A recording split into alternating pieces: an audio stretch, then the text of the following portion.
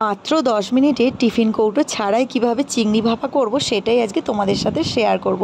তো এখানে আমি 300 গ্রাম চিংড়ি নিয়েছিলাম। তো এখানে দেখো সাদা সর্ষে, কালো সর্ষে আর পোস্ত একসঙ্গে বেটে নিচ্ছি, আর এদিকে আমি টক দইটা ফেটিয়ে রেখেছি। তো সাদা সর্ষে, কালো সর্ষে, পোস্ত আর কাঁচা লঙ্কা একসঙ্গে করে বেটে ভালো করে পেস্ট বানিয়ে নিয়েছি। এটা আমি শিলেই বেটেছি। তো দেখো চিংড়ি মাছগুলোতে যে আমি নুন হলুদ মাখিয়ে রেখেছিলাম, তারপরে ওই সর্ষে পোস্তর পেস্টটা দিলাম, টক দইটাও দিয়ে দিয়েছি, সাথে একটুখানি কুচনো পেঁয়াজ আর একটুখানি কুচনো টমেটো দিয়ে দিলাম। তারপরে আমি অল্প করে একটু সর্ষের তেল ছড়িয়ে দেব।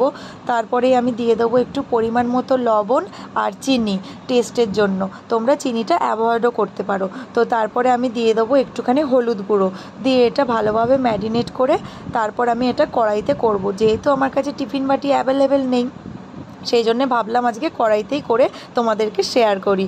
তো যাই হোক, এবার আমি এটার মধ্যে আরেকটু হলুদ দিয়ে দিলাম। হলুদটা আমি ভুলে গেছিলাম দিতে, সেই জন্য দিয়ে ভালো করে হাত দিয়ে মাখাচাকা করে তারপরে যেহেতু আমি এটা কড়াইতে করছি, কড়াইতে অল্প একটুখানি সর্ষের তেল দিয়েই আমি এই জিনিসটা ঢেলে দিয়েছি পুরো মাখাটা। তো এটা ঢেলে দেওয়ার পরে আমি একটুখানি নাড়াচাড়া করে নেবো, করে তারপর এর ওপর দিয়ে একটু সর্ষের তেল আর একটু কাঁচা লঙ্কা ছড়িয়ে দেবো।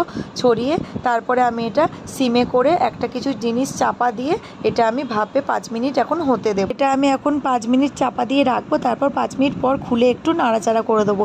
তো দেখো 5 মিনিট পর খুলেছিলাম, খুলে দেখলাম একটু জল জল আছে, আমি আরেকটু শুকনো শুকনো করবো, তাই জন্য আরেকটু নাড়াচাড়া করে ঢাকা দিয়ে রেখেছিলাম। তো টোটাল 10 মিনিটে আমার এরকম লোভনীয় সুন্দর চিংড়ি ভাপা রেডি হয়ে গেল। এত টেস্ট যে কেন হয়েছিল আমি বুঝলাম না, দারুণ স্বাদ হয়েছিল, তোমরা অবশ্যই করো।